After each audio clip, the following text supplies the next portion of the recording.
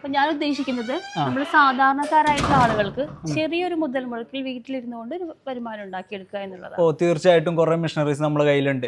അതായത് സ്റ്റാർട്ടേഴ്സിന് വേണ്ടിയിട്ടും ഇപ്പൊ ഈ പറഞ്ഞ പോലെ വലിയ വലിയ സംരംഭകർക്ക് വേണ്ടിയിട്ടുള്ള വലിയ മെഷീനറീസും ഉണ്ട്. മെയിനായിട്ട് നമ്മൾ ഫോക്കസ് ചെയ്യുന്നത് സ്റ്റാർട്ടേഴ്സിനാണ്.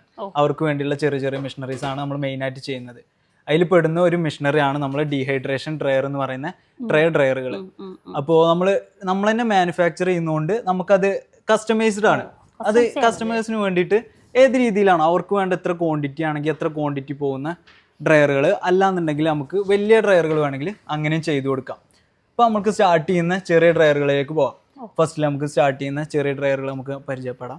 ലേഡീസിനൊക്കെ വീട്ടിൽ വെച്ചിട്ട് ഒരു ടേബിൾ ടോപ്പിൽ ചെയ്യാൻ പറ്റിയ ചെറിയൊരു മിനി ട്രേ ആണത്. നമ്മളൊരു ചെറിയൊരു 3 ട്രേ വരുന്ന ഒരു ചെറിയ ഡ്രയറാണ്. ഇതിൽ ഫ്രൂട്ട്സും വെജിറ്റബിൾസും ഒക്കെയാണ്. അതെ, ഫ്രൂട്ട്സ്, വെജിറ്റബിൾസ്, ലീവ്സ് എല്ലാം മൾട്ടിയാണ്. നമ്മളെ മൾട്ടി പർപ്പസ് ആയിട്ട് ചെയ്യാൻ പറ്റിയ ഡ്രയറാണിത്.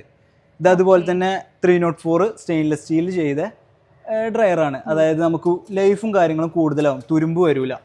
തുരുമ്പ് വരാത്തതുകൊണ്ട് തന്നെ ലൈഫ് കൂടുതലാവും, ലൈഫ് ലോങ് നമുക്ക് യൂസ് ചെയ്യാൻ വേണ്ടി പറ്റും. അതുപോലെ തന്നെ പിന്നെ കുറച്ചൊരു കൊമേഴ്ഷ്യലായിട്ട് യൂസ് ചെയ്യാൻ പറ്റിയ ഒരു ഡ്രയറാണ് നമുക്ക് 5 ട്രേ എന്ന് പറഞ്ഞാൽ 5 ട്രേ ഡ്രയറുകൾ. അതായത് 5 ട്രേ ആണ് ഇതിൽ വരിക. നമുക്ക് ഏകദേശം ഒരു 10 കിലോ ഒക്കെ നമുക്കിതിൽ വെജിറ്റബിൾസ്, ഫ്രൂട്ട്സ് കാര്യങ്ങൾ നമുക്കിതിൽ ചെയ്യാം.